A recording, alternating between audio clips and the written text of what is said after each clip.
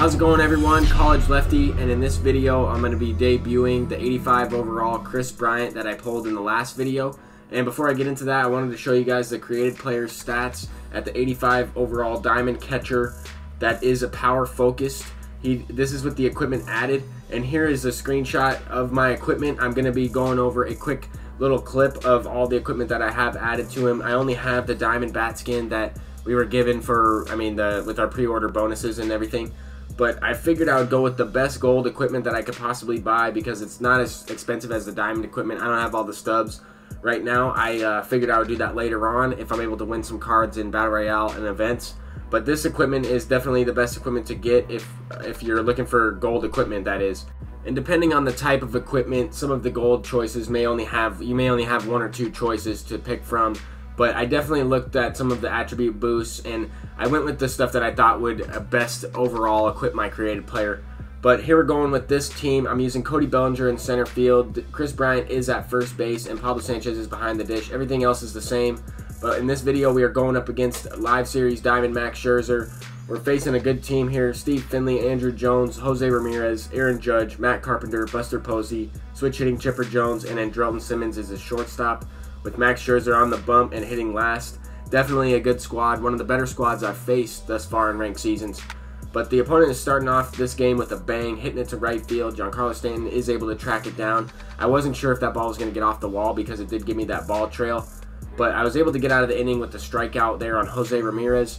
Now I'm looking to get something going with Trevor Story to start off the game. A base hit up the middle. I thought his player might have been able to dive for that. Andrelton Simmons has maxed out fielding pretty much, and I thought he was going to be able to make the play, but I didn't know if he was going to be able to throw out 88 speed from his stomach or from his knees, whatever the case was. But there, Acuna is sending one through the 6 hole. That's going to be another base hit. So two guys with 88 speed with Giancarlo Stanton up, already activated the unfazed quirk with 2 strikes. So I thought that was going to be a strike low in the zone. I had to swing at it, and it was indeed a double play. So definitely a rally killer right there from Stanton, and that was the card that I purchased for about 40,000 stubs. I sold Ricky Henderson and Torrey Hunter to get those guys, or to get that guy, and then I pulled this Kris Bryant, who's making his first at-bat debut right here, ripping a base hit up the middle. I thought he was going to make that play as well, and he probably would have been able to throw my guy out at second base with 43 speed.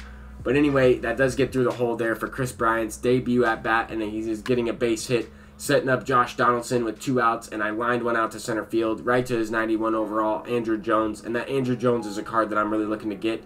I noticed I didn't really have the best center fielder out there, as Cody Bellinger is going to be tested early in this game. And right here, it looked like Giancarlo Stanton could have possibly got to that ball, but Cody Bellinger is making an acrobatic catch out there for the first out, and that's huge to get Aaron Judge out there leading off the inning. That would have been extra bases. That could have changed the entire inning. And now we have a quick 2 outs facing Buster Posey, and he is going to send one into right center field, so that would have scored Aaron Judge easily with that base hit if everything would have been the same.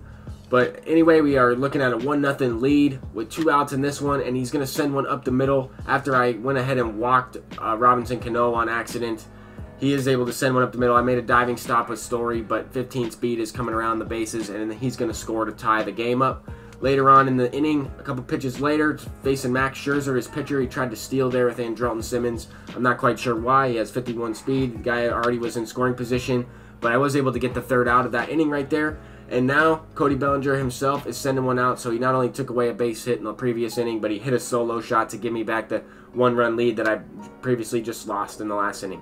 So now this is that Jonathan Scope card, the gold card from the Baltimore Orioles collection. And that card has been absolutely amazing for me since I've gotten him. It's only his 2nd game in, but he's hit the ball hard literally every single at-bat.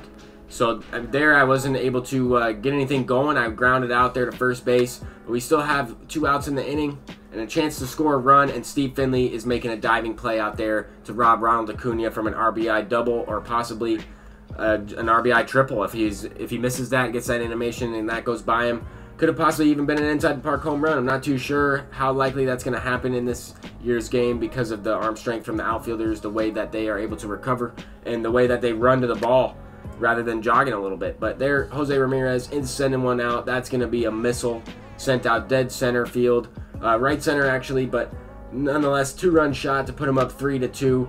And then very next batter, after I took a mound visit, I threw a changeup and it missed on the outside corner of the plate, and he sends it out with Aaron Judge, making it a 4-2 game. And just like that, I'm down 2 runs. I was up by a couple runs early in this game. The first 2 innings, I kind of had the lead, and then I gave it right back to him. So this is going to be a long game. I got to try to have some good at-bats there. Finally, I'm able to hit a home run with Giancarlo Stanton. That's going to be a no-doubter. And I finally squared that one up good and hit it the other way. And now we have the backyard baseball legend up, Pablo Sanchez, the immortal diamond created player. And I was a little bit late on that one, still off the sweet spot of the bat though, but I flew out to the warning track in left field. Brings up Kris Bryant, and with 2 strikes already, he was ripping that one to right field, the right center field gap, splitting the shift there. That's going to be a base hit. So batting 1,000 so far with KB. He's actually really good. I was really excited to try and steal second with him there. But he throws a hanging curveball, and Josh Donaldson deposits it into left field. That's going to be sent out for a moonshot over 400 feet there. Brings up Jonathan Scope later on. And in the bottom of the 3rd inning, I'm still trying to get something going. I'm looking to do some damage. I just got the lead back that I previously gave up. So I'm looking to continue on. I mean, 1 run's not going to be enough. By the way this opponent is playing, he's definitely hitting the baseball well. And I need to get some insurance runs, that is.